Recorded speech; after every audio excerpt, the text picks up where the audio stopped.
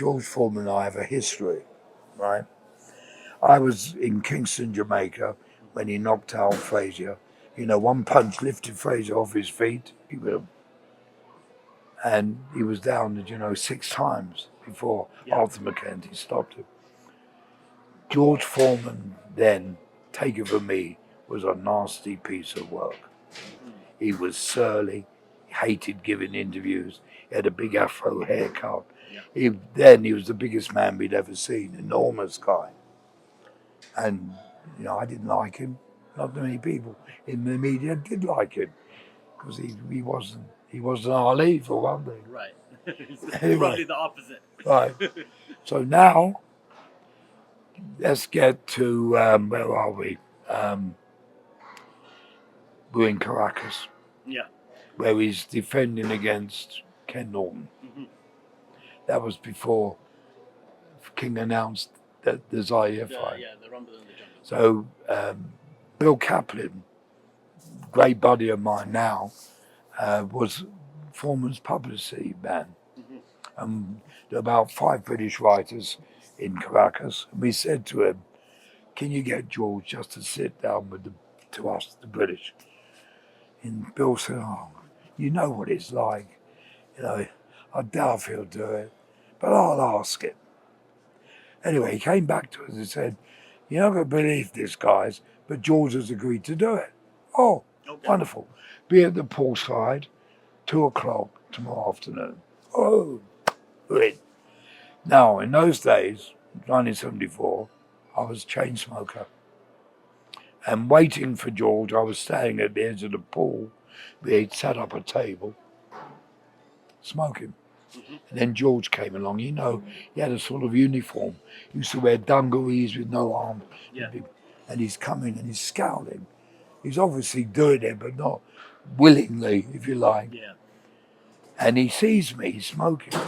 And I'm a long way from him. I never smoked in front of athletes. Sure. So he shouts, hey, you, put that out. And I turned. I said, me? He said, yeah, you. And I said, say please. I'm from the East End of London. Right? It's a tough area. We don't stand any BS from anybody, nice. Even the heavyweight champion of the world. Nice. So now he's angry with me and I'm angry with him. Mm-hmm. So we sit down and I'm thinking, how am I going to get to him? So the conversation's going on, he's answering our questions, and then he says how proud he is to be an American. If you remember, when he won his gold medal at the Olympics, he had 2 flags. Right. And I thought, oh no, suddenly came to me. I said, how could you be proud in beating up poor little Joe Roman? His previous fight, 1 round in Tokyo, Roman was just very light heavyweight. I could see him, and this hand, the size of a shovel, he's going to slap me. Right. Bill Kaplan dived between us. He said, cut it out, guys. Wow. That's that. Off we went. Roll on a few years, and I'm in Houston, Texas. So Bill said, oh, great to see you. He said, I'll tell you what, I'll arrange lunch for the 3 of us for tomorrow with an old friend of yours. I said, really? Who's that? He said, George Foreman. I said, don't bring that man anywhere near me. He said, it's not the George Foreman you used to know. I said, really? He said, he's now a preacher. Anyway, he told me this story. And I thought, oh, what a story to write.